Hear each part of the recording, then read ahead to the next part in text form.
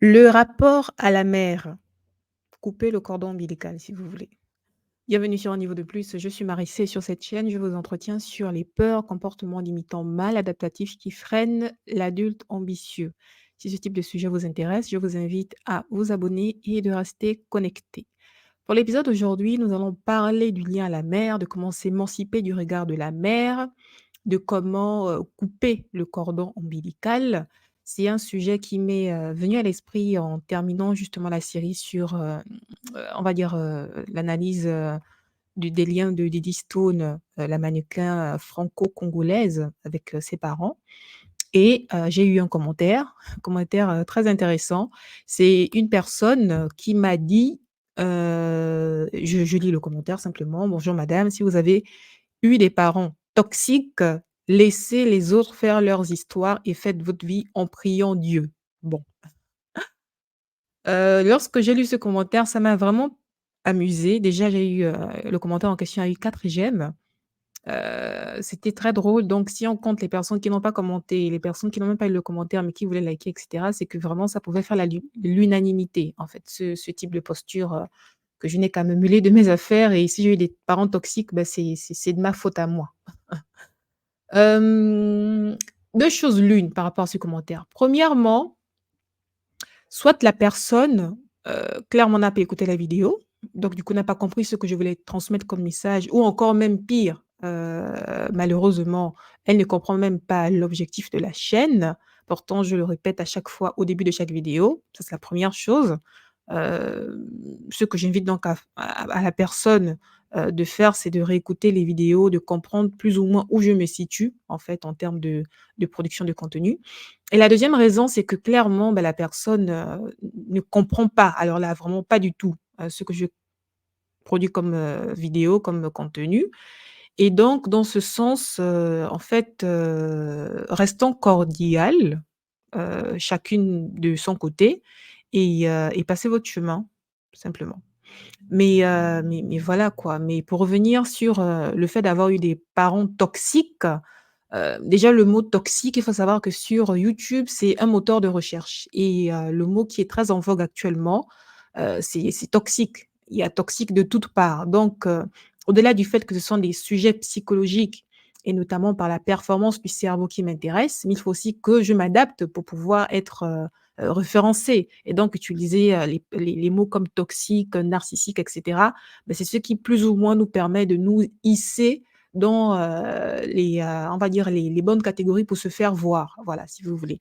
Donc il y a aussi de ça, de pourquoi j'emploie les mots toxiques, mais aussi le fait que, beh, j'ai aussi eu un rapport à la toxicité, surtout vis-à-vis de moi-même, parce que j'ai, une nature assez cérébrale et qui dit cérébrale dit souvent rigide et cette rigidité, bah, je l'ai, vécue dans ma chair de par mon propre expérience personnelle et donc j'ai été très toxique pendant très longtemps vis-à-vis de moi-même. En contexte professionnel, j'aurais été une manager très toxique parce que j'aurais été plus, en fait, portée vers les performances et les résultats que sur le bien-être de l'humain, en fait, à part entière. Donc j'ai vraiment cette perspective-là, à la fois, personne très performeuse, portée sur les résultats, quitte à s'oublier en tant qu'humain. Lorsqu'on parle d'humain, ben, on parle de peur, on parle d'émotion et maintenant, justement, j'ai maintenant cette vision-là, après avoir travaillé sur moi. C'est pourquoi je vous invite à travailler sur vous, c'est pourquoi je vous invite à déconstruire certaines peurs, comportements limitants.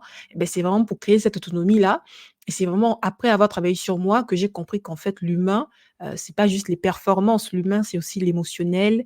L'humain, c'est répondre à des besoins, besoins qui peuvent être variés d'une personne à une autre et l'humain est beaucoup freiné par la peur. Du coup, c'est vraiment ça le pourquoi, du comment, de mon rapport à la toxicité. Donc c'est de ce dont il s'agit. Mais pour revenir, à l'épisode d'aujourd'hui concernant le cordon ombilical, le lien à la mère, vous pourriez me dire en toute légitimité: «Mais Marissa, pourquoi on parle de la mère? Pourquoi parler du cordon ombilical lorsqu'on parle de performance, cérébrale?» Et beh, simplement parce que nous sommes notre première machine, nous sommes notre première ressource et en tant que personne, il est bon, vu que c'est pour nous-mêmes que nous travaillons, de savoir finalement de quoi nous sommes composés. Nous sommes composés, eh bien, en termes de psychologie, nous sommes composés de notre rapport à la mère, nous sommes composés de notre rapport au père, nous sommes composés de notre rapport au monde et donc le lien à la mère, c'est ce lien-là qu'il faut savoir, décortiquer en profondeur, de comprendre, de conscientiser quelles sont les projections que nos mamans ont eues sur nous et comment est-ce que nous avons interprété ces projections-là. Parce que c'est de l'ordre de l'instinct, mais l'enfant, il capte plus ou moins, en fait, de quoi il s'agit. Même s'il n'a pas assez de hauteur, émotionnelle et même de hauteur intellectuelle pour mettre des mots sur ce qui se passe, mais l'enfant capte toujours des choses et justement, les projections, maternelles sur lui, si la mère était présente ou pas, mais comment ça se manifeste, en fait, sur l'adulte. C'est de ce dont il s'agit, c'est pourquoi il est intéressant et totalement pertinent de travailler son rapport à la mère. En tout cas, je m'adresse qu'à des personnes ambitieuses qui veulent travailler sur elles. De toute manière, cette chaîne, c'est pour des personnes ambitieuses qui veulent travailler sur elles. Donc, si vous ne vous sentez pas concerné par cela, nous pouvons rester, dans la cordialité et vous pouvez simplement, passer votre chemin. Donc, c'est ça l'entrée en matière et donc, nous allons y aller. Le lien de dépendance à la mère. Il faut savoir que le corps humain, de comment est-ce qu'il est vraiment constitué, heu, il est fait de du conscient et du subconscient et de l'inconscient et l'inconscient quelque part, ce qui cristallise en fait l'inconscient de l'humain c'est son corps. C'est comment est-ce qu'il bouge son corps, c'est comment est-ce qu'il s'approprie de son corps. C'est pourquoi même souvent, par certaines positions, n'est-ce pas, on peut plus ou moins comprendre l'état d'esprit d'une personne. Par exemple, là, nous avons, bon, pour les muses d'aujourd'hui, si je peux dire ça comme ça, j'ai pris Beyoncé et sa maman et là, on voit que justement, par rapport à la photo que j'ai choisie, on voit Beyoncé qui est à côté de sa maman qui est bien posée, qui prend sa place, qui n'a pas l'air d'être gênée et qui est assertive puisqu'elle regarde, la caméra. Mais nous avons Beyoncé à côté qui a une main, sa main gauche, qui est en dessous de la chaise, comme si elle voulait cacher quelque chose, sachant que le côté gauche est relié au lobe cérébral de tout ce qui est, interprétation, tout ce qui est, côté affectif, en fait, du corps humain. Du coup, elle cache sa main gauche sous la cuisse et le côté droit vient comme ça au niveau des cuisses, comme si elle voulait cacher une espèce de nudité. Évidemment, là, c'est de l'ordre de l'interprétation parce qu'on parle là de la gestuelle, du non-verbal.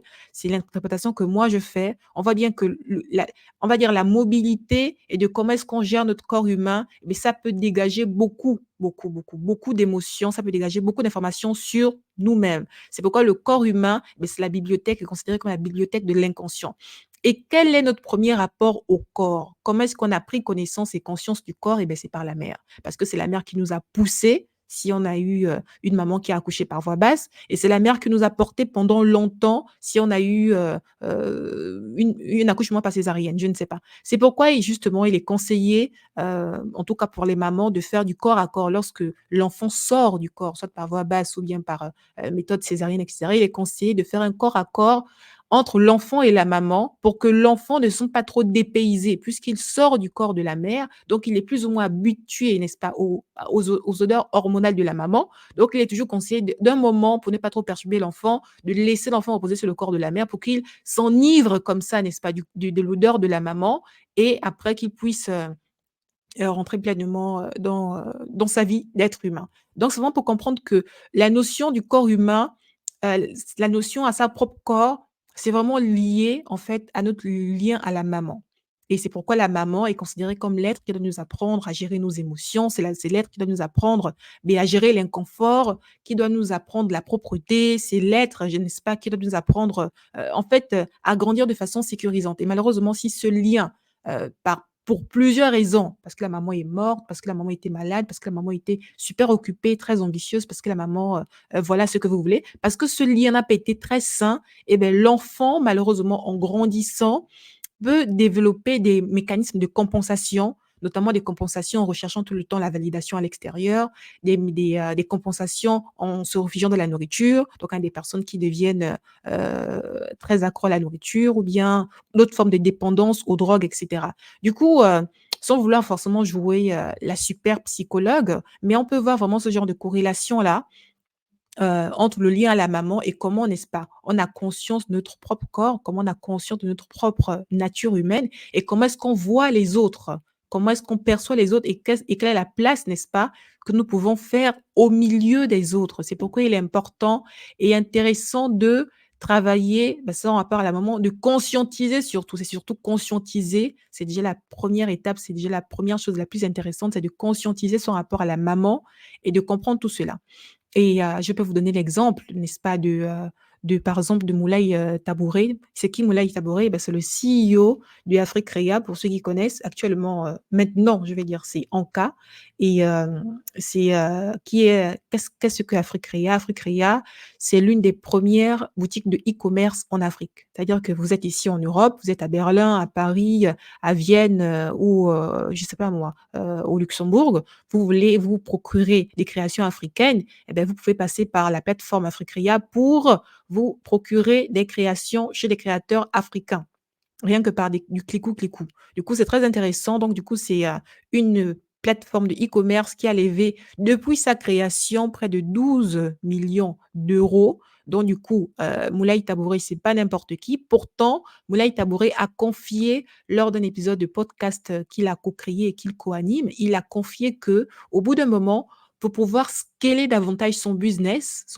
qui a su lever des fonds de plus de 12 millions d'euros, pour passer à un autre niveau dans la gestion de ses affaires, il a dû travailler son rapport à la maman. Parce que justement, il était très fusionné avec sa maman. Il avait ce besoin-là d'être toujours quelque part, le fils chéri de sa maman. Il avait peur de décevoir sa maman. Et cette peur inconsciente, n'est-ce pas, l'empêchait de prendre des décisions vitales dans son business. Vous voyez comme le cerveau, vraiment, c'est un organe assez impressionnant. À la fois, le cerveau est impressionnant dans le sens de ce qu'il peut offrir, en fait, comme possibilité.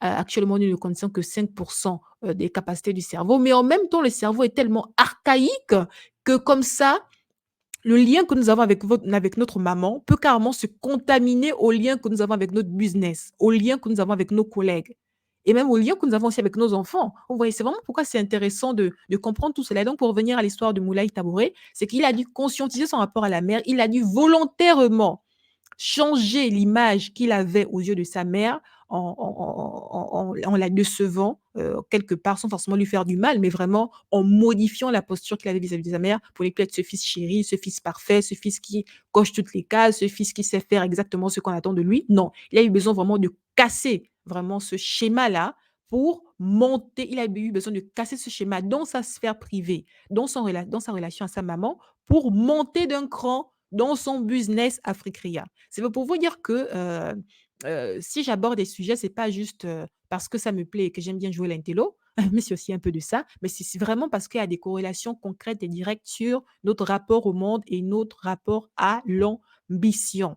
Donc, le lien des dépendances à la mère, évidemment, ce que je vais lister par la suite, c'est pas exhaustif, mais il s'agit de ça. Donc, le premier rapport, malheureusement dysfonctionnel qu'une personne peut avoir avec sa mère, c'est justement le besoin de rester quelque part la fille protégée, de rester la fille préférée et ce besoin, qui a pu être nourri consciemment ou inconsciemment par la mère, de faire croire à la fille ou faire croire au fils que c'est l'enfant protégé, c'est l'enfant préféré, c'est l'enfant, au centre du monde, mais ça crée des adultes clairement égocentriques, des adultes qui ne savent pas se gérer, ça crée en fait des gros bébés, des grands adultes qui se comportent toujours comme des enfants pourris gâtés. Et on a tous eu quelque part un manager qui se comportait de la sorte, un collègue qui se comportait de la sorte, ou même autour de nous, nous pouvons identifier des personnes qui se comportent encore de la sorte. Parce que tellement le lien avec la maman était fusionnel et quelque part malheureusement dysfonctionnel, mais on a des gros bébés égocentriques qui ne savent pas en fait avoir des limites en fait, qui ne savent pas mettre des limites, qui ne savent pas quelque part, en fait, naviguer en totale autonomie. Donc on a des personnes égocentriques, des personnes nombrilistes et quelque part qui ne veulent pas s'assumer, qui courent toujours dans les jupons de maman pour, soit prendre des décisions ou bien soit pour se plaindre parce que, le collègue n'a pas été content ou bien, parce que ceci, parce que cela. Et ce genre de rapport, malheureusement, ça peut aussi créer de la concurrence vis-à-vis de dans la famille même. Maintenant, si on a affaire à un business familial et que voilà, on a une personne qui se permet à chaque fois de bouder parce que, elle n'est pas contente, alors que là, on parle de business, on parle des choses concrètes et il faut avancer. Clairement, c'est pas très intéressant et si la maman, n'est-ce pas, conscientise ce qui se passe et décide de couper ce lien, on va dire, malaisant non seulement pour elle, la maman, mais aussi pour l'enfant, et beh, l'enfant comme ça, qui se voit, être remis sur les rails, va développer soit un gros sentiment de rejet, donc va penser que: «Oui, maman ne m'aime plus, maman me déteste, maman ceci, maman cela», alors que maman ne fait que remettre les points sur les i. Ou alors ça va créer des personnes, des jeunes femmes, des jeunes hommes qui vont se sentir trahis et même abandonnés. En fait, parce que simplement ce comportement, dysfonctionnel qui n'a pas été réglé depuis l'enfance, et beh, n'est plus supportable à l'âge adulte. Lorsqu'on est enfant, on fait des caprices, OK, d'accord, c'est mignon, c'est tout beau, c'est tout joli, mais lorsqu'on a des grands-papas et des grandes mamans qui boudent et qui jouent les bébés, et beh, c'est simplement agaçant, même pour la mère qui pourtant l'a toléré pendant longtemps. Ensuite, nous avons quoi? Nous avons un autre comportement dysfonctionnel du rapport à la mère, c'est une fille, un enfant qui a ce besoin viscéral de rester la petite fille sage, le petit enfant sage, le petit garçon sage aux yeux de maman. Pour lui, c'est comme ça qu'ils se sont existés. Ils se sont existés, ils se sont valorisés, ils se sont aimés, ils se sont importants lorsque dans les yeux de sa mère, il voit qu'il reste le petit garçon sage, que dans les yeux de sa mère, elle reste la petite fille sage qui ne fait pas de remous, qui ne s'agite pas, qui fait exactement ce qu'on lui dit. Et lorsque on a ces enfants-là comme ça, qui ont ce rapport dysfonctionnel à la maman, qui ne s'autorisent pas à faire des bêtises, qui ne s'autorisent pas à se tromper, à avoir des échecs, à remonter, et cetera. Et bien, on a des personnes qui ont clairement, en grandissant déjà, un très gros manque d'autonomie parce que clairement, il y a cette incapacité déjà à prendre des décisions par soi-même, à naviguer, n'est-ce pas, de soi-même, mais aussi on a ce rapport quelque part d'auto-sabotage, le refus de certaines opportunités parce que, n'est-ce pas, on ne veut pas, être autre chose que le petit garçon sage. On ne veut pas être autre chose que la petite fille sage. Non, ce qu'on veut, c'est garder notre image de parfaite, immaculée, conception. On ne veut pas, voilà, trop déborder et donc on s'auto-sabote, on ne s'autorise pas des opportunités, on a toujours cette volonté de vouloir plaire, à maman. On ne sait pas prendre des initiatives justement qui pourraient aller à l'encontre de ce que on suppose, et même souvent c'est même de l'ordre de la supposition, on suppose que ce que maman veut que nous fassions. Donc on est comme ça dans des schémas qui enferment dans des suppositions, vraiment, rocambolesques, si je peux dire ça comme ça, parce qu'on se crée des scénarios de vie sur l'image de la fille sage. On se crée une vie sur l'image du garçon sage qu'on veut avoir aux yeux de maman. Mais clairement, comme ça, en quoi est-ce que ce seraient des personnes, pertinentes? Aucunement. Ensuite, nous avons la fille, beh, qui est un peu en fait, à l'opposé de la fille qui a besoin d'être sage. On a la fille qui a besoin en fait, qui est toujours en conflit avec sa mère et en fait, c'est quelque part une réaction, n'est-ce pas, au comportement de la mère. La fille, elle veut absolument montrer qu'elle n'est pas comme la mère, elle veut absolument montrer qu'elle sait agir de façon, indépendante. Vous allez me dire: «Mais en quoi est-ce mauvais?» Tout simplement parce que si notre manière de gérer notre vie ou alors si notre manière de gérer notre business, c'est exactement on s'arrange à ce que ça soit exactement le contraire de ce que notre mère aurait pu faire, mais c'est complètement dysfonctionnel. On n'agit pas en réaction à une personne, on agit en conscience par rapport à ce qu'on veut obtenir comme résultat. Donc par exemple, une fille qui refuse une superbe bourse pour aller par exemple aux États-Unis, pour avoir une superbe carrière, pourtant qui lui plaît, mais elle refuse la bourse parce que sa mère a fait exactement le même parcours, mais c'est une personne qui n'est pas libre. Elle n'est pas libre de faire ce qu'elle veut. Elle n'est pas libre de porter haut ses ambitions. Elle n'est pas libre de rayonner, n'est-ce pas, à la puissance à laquelle elle aurait pu rayonner parce qu'elle est en réaction, n'est-ce pas, à sa mère. Donc ce genre de conflit-là, voilà, elle veut absolument manifester, on va dire la distance qu'elle supposément aurait pu avoir vis-à-vis de sa mère, mais c'est clairement, ben, un lien dysfonctionnel qu'il faudrait travailler. Il faudrait travailler là-dessus parce qu'il faut vivre pour soi, il faut vivre pour ses valeurs, les valeurs qu'on porte, il faut vivre pour son identité, il faut vivre également pour les valeurs de la communauté à laquelle on appartient. On appartient à une communauté, mais il ne faut pas vivre en réaction, en fait, à sa mère. C'est pas comme ça qu'on vit et il y a beaucoup de, de liens, en fait, parents-enfants comme ça. Parce que là, pour le coup, cette vidéo, c'est uniquement pour, le lien parent, maman-enfant, mais il y a aussi, fils-père, le fils qui veut exactement ne pas être comme son, papa, parce que pour lui, le papa, eh beh, il a une image qu'il ne veut pas forcément, avoir, le papa a eu un style de vie qu'il ne veut pas forcément avoir, même si pourtant, il veut faire plus ou moins le même métier que papa, mais parce que papa n'avait pas la bonne image que lui, il aurait voulu, que son père ait, et beh, il se refuse carrément de vivre, de façon plus ou moins similaire à la manière dont son papa, lui, vivait. Du coup, c'est pourquoi c'est vraiment important, beh, d'avoir conscience, n'est-ce pas, des scénarios de vie que nous avons dans notre propre tête, mais pour couper les liens et pour mettre à la place ce qui doit être à leur place. Et enfin, nous avons quoi? Le fils qui ne veut pas décevoir maman. Voilà, c'est le fils qui pour lui, c'est très important d'avoir cette image du fils parfait. Là, on a un peu, le cas de, Moulay Tabouré. Je parle parce que c'est lui-même qui l'a livré, hein, dans le podcast. C'est lui-même qui l'a livré, qui l'a confié, qu'il a dû, travailler sur ce point pour scaler son business. De toutes les façons, il en parle dans son podcast. Vous pouvez, si vous êtes intéressé par le podcast, beh, vous pouvez, mais aller écouter le podcast. Mais là, justement, pour le coup, là, c'est vraiment le fils qui ne veut pas décevoir, sa maman, le fils qui s'empêche, par exemple, d'aller, c'est pas moi, à une promotion, aller à une mission, par exemple, à Tokyo ou bien au Kenya, ou bien, je sais pas moi, au Zimbabwe ou bien, à Londres. Il ne veut pas, heu, saisir ces opportunités. Pourquoi? Parce qu'il ne veut pas décevoir la maman, il ne veut pas abandonner la maman qui pourtant est très valide et très autonome. On ne parle pas forcément de maman qui est très dépendante, non, mais des mamans qui sont assez autonomes, qui sont voilà, qui sont encore, avec la pleine puissance de leur vivacité. Voilà, mais ce sont des fils parce qu'ils ne veulent pas décevoir maman, ben ils vont s'empêcher des opportunités, ils vont s'empêcher de saisir des occasions justement de grandir, professionnellement parce qu'ils ne veulent pas, supposément, trop décevoir maman. Ils ont peur de rentrer en conflit avec maman. Ils ont peur de voir que maman simplement c'est une femme, un être humain comme eux, qui a des qualités, des défauts, c'est un être humain comme eux, qui, en fait, peut avoir tort ou raison. Donc c'est pas la peine de s'aligner totalement dans ce que maman dit, parce que maman peut également se tromper. Maman peut ne pas avoir la hauteur que nous avons, mais il y a des fils comme ça qui refusent de vivre parce qu'ils ne veulent pas décevoir maman. Ils ne veulent pas, en fait, lire cette déception dans les yeux de maman. Du coup, bah, ils s'alignent. Et enfin, qu'est-ce que j'ai noté? J'ai noté, le fils qui veut obéir à sa mère. Bon, ça rejoint un peu le point précédent, mais c'est vraiment dans l'ordre de l'obéissance, qui les fils qui ont peur du conflit, par exemple, ça me rappelle un cas d'étude que j'ai lu, et beh, c'est un fils qui était, on va dire, le co-dirigeant de sa maman qui avait un très gros holding, qui avait une très, très grosse entreprise.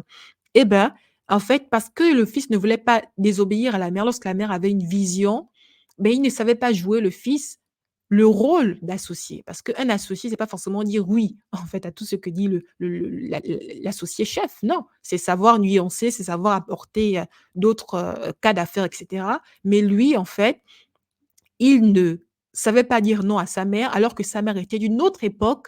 C'était en fait une autre vision, c'était une autre conception et configuration du marché.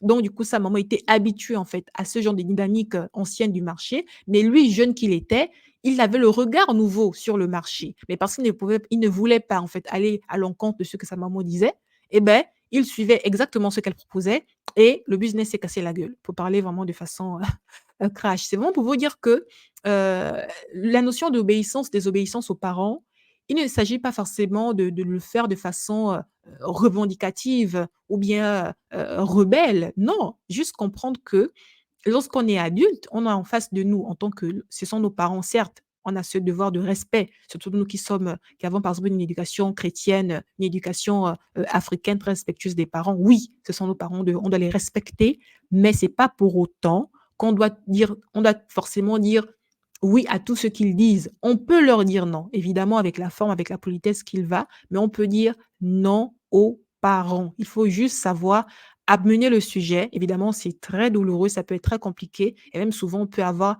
cet instinct de peur-là: «Oui, mais comment, elle va réagir? Oui, comment il va réagir s'il s'agit du père?» Mais c'est totalement jouable, en fait. Il faut juste, en fait, aller à ceux qui ont au-dessus et c'est le rapport que vous avez vis-à-vis de vos parents, c'est l'émancipation, n'est-ce pas, que vous avez vis-à-vis de vos parents et là, notamment, vous avez vis-à-vis de votre mère qui déterminera si oui ou non, vous êtes des enfants, vous êtes des adultes maintenant, vous n'êtes plus enfants, voilà, vous êtes maintenant des adultes prêts à embrasser pleinement le potentiel de leur destinés, des adultes qui sont prêts à remonter les man à remonter les manches, c'est ça, oui, pour savoir travailler pour eux-mêmes. Évidemment, en interdépendance avec les autres, parce que, je prône la dépendance affective et cognitive, la dépendance, l'indépendance plutôt, psychologique, mais moi je ne crois pas, au self-made. Le self-made n'existe pas. On a toujours besoin les uns des autres. Il faut conscientiser, n'est-ce pas, la dépendance que nous avons vis-à-vis des autres, ce qui créera une interdépendance et non de la dépendance. Voilà. Du coup, ce sont des points que j'ai listés comme ça, qui ne sont pas exhaustifs, évidemment. Dites-moi ce que vous en pensez en commentaire. Vous pouvez également, remonter, des points, que vous aurez trouvé pertinents à rajouter, mais que je n'ai pas justement, remontés. Ce sera avec plaisir que je lirai vos retours. Maintenant, comment guérir du lien toxique à la mère? Ça, c'est un gros point. Ce qui est certain, c'est que la première étape, c'est déjà de conscientiser simplement. Juste conscientiser le rapport que vous avez vis-à-vis de votre mère. Oui, j'ai des rapports cordiaux avec ma mère, sans plus, et voilà. Je suis très fusionnelle avec ma maman, sans plus et cetera. Vraiment conscientiser cela. C'est vraiment la première étape. Conscientiser juste la première étape et par la suite, dépendamment, de vos, besoins et ambitions, en fait, partez voir des personnes dont c'est le métier, quoi. N'hésitez pas à aller voir des personnes dont c'est le métier. Déjà même là, pour ce qu'il en est de Moulay, Tabouré, il est vraiment décomplexé vis-à-vis de ça, hein. Il parle tout le temps, en tout cas dans son podcast, qu'il co-anime là, il parle vraiment de façon, très, alors là, très décomplexée de son rapport à la santé mentale. Il parle de façon très décomplexée de son rapport avec sa psy et lui, pour pouvoir scaler davantage son business, il a dû travailler son rapport à la mère. Du coup, n'ayez pas honte, en fait, n'ayez pas peur de vous confiez entre les mains des personnes dont c'est le métier, évidemment. Choisissez avec, attention et une particularité attentive, une particularité importante, je vais dire. Le les on va dire les professionnels, que vous pouvez, adresser pour votre besoin, mais en fait, faites-le. Faites-le simplement et moi, je pense que après, c'est maintenant de l'ordre du ressenti personnel, hein, mais moi, je pense que, il n'est pas forcément nécessaire de travailler son lien à sa maman. Même si le lien est toxique, il n'est pas nécessaire de travailler si laissez-moi terminer, il n'est pas nécessaire de travailler ce lien si, par exemple, vous avez conscience du lien que vous avez avec votre mère. Vous savez mettre des cloisons, importantes dans le sens où, on va dire le lien de votre mère ne vient pas empiéter sur vos ambitions personnelles et professionnelles. Ce lien-là ne vient pas contaminer, n'est-ce pas, comme une lèpre, vos ambitions personnelles et professionnelles. Si vous avez cette force de caractère-là, de savoir, cloisonner, n'est-ce pas, vos différentes sphères de vie, en fait, ne travaillez pas forcément votre rapport à votre mère, en fait. Maintenant, si vous êtes de nature assez, fébrile, de nature assez, on va dire sensible, voilà, pour ne pas forcément sonner, péjoratif, mais vous êtes de nature assez, sensible et que malheureusement le lien à votre mère vous empêche de scaler et vous empêche de grandir en pleine puissance, dans ce cas-là, oui, que votre maman soit morte ou toujours vivante, oui, dans ce cas, oui, vous pouvez aller, travailler votre rapport à votre mère. Après en soi, vous êtes libre de faire ce que vous voulez, hein, mais moi je pense vraiment qu'il n'est pas nécessaire de travailler son lien à sa maman si on a conscience déjà de ce propre lien, si on a vraiment conscience de ce lien-là. Donc du coup, c'est vraiment conscientiser et on sait agir en conséquence et également, si, ce lien-là, ce lien fort-là, n'est-ce pas, qui existe, si ce lien fort-là, bien, ne vient pas en fait, entraver, les ambitions, personnelles et professionnelles, en fait. Si ce lien-là ne vous empêche pas d'être autonome, en fait, de rester autonome en toute lucidité, ne touchez pas à ce lien parce que, travailler sur, des liens aussi profonds et sacrés que sont le lien aux parents, que sont les liens aux parents, ça demande beaucoup d'énergie et si vous n'êtes pas prêt à dépenser et consacrer autant d'énergie, en fait, ne touchez pas. Simplement, ne touchez pas. Vous n'avez pas besoin de travailler forcément tous les aspects de votre vie, voilà. Ça dépend vraiment des ambitions, que vous visez, ça dépend des, on va dire des hauteurs que vous souhaitez atteindre, mais vous n'avez pas besoin forcément de travailler, tous les aspects de votre vie. Voilà. Donc, c'en est fini pour moi pour l'épisode d'aujourd'hui. Je vous remercie sincèrement pour votre, écoute, si vous avez été jusqu'à maintenant. Je vous propose, de me faire un retour en commentaire. Laissez-moi un commentaire pour dire ce que vous avez aimé, ce que vous n'avez pas aimé, ce que vous pouvez proposer, n'est-ce pas, pour la suite. Ne soyez pas timide, faites-moi un retour. Du coup, je vais m'arrêter ici maintenant. À très vite. Ciao.